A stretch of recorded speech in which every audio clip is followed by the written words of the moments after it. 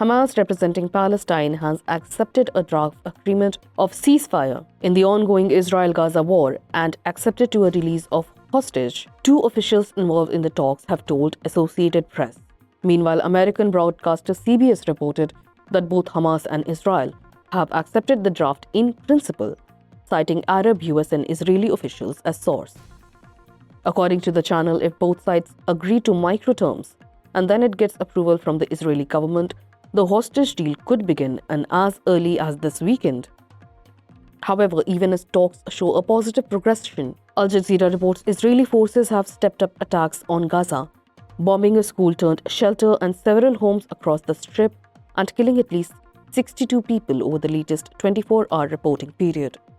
Their ground reporter from Gaza wrote, quote, Israel is concentrating on targeting heavily built-up residential neighborhoods and civilian gatherings. That's what we have seen in northern Gaza, where a school sheltering hundreds of Palestinian displaced families has been targeted without any warning, unquote. The decades-long conflict in the region was escalated to a new level after Israel retaliated with all their military might in response to a Hamas attack in 2023. Israel lost 1,200 of its people on October 7th attack. In turn, its actions in Palestine has killed over 40,000 people, mostly women and children, and civilians, according to the Gaza Health Ministry. A Lancet report recently stated that the Gaza Health Ministry numbers are actually 40% lower than the actual figures. Coming back to the deal, it is being reported that negotiators are close to hammering out the key details after marathon talks in Qatar.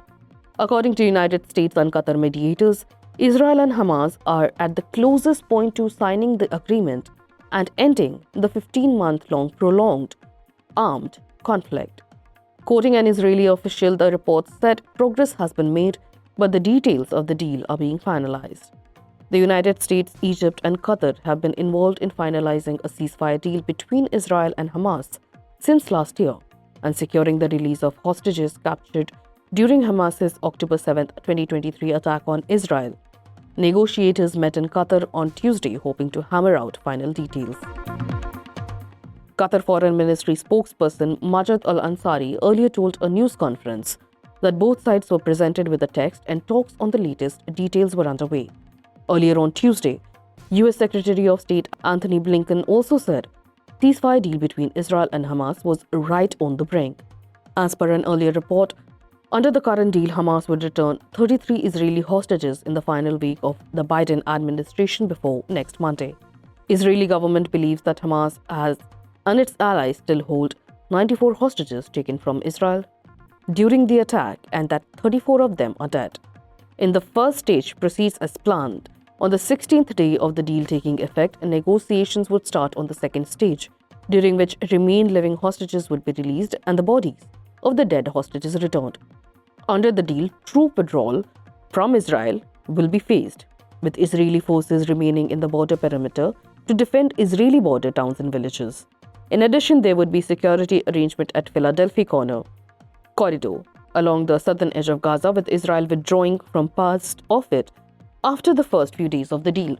Notably, Hamas has long demanded absolute withdrawal of Israeli troops from all the borders, failing which they would have refused to sign a ceasefire deal. However, as negotiators claim this time, both the nations are close to signing a deal finally.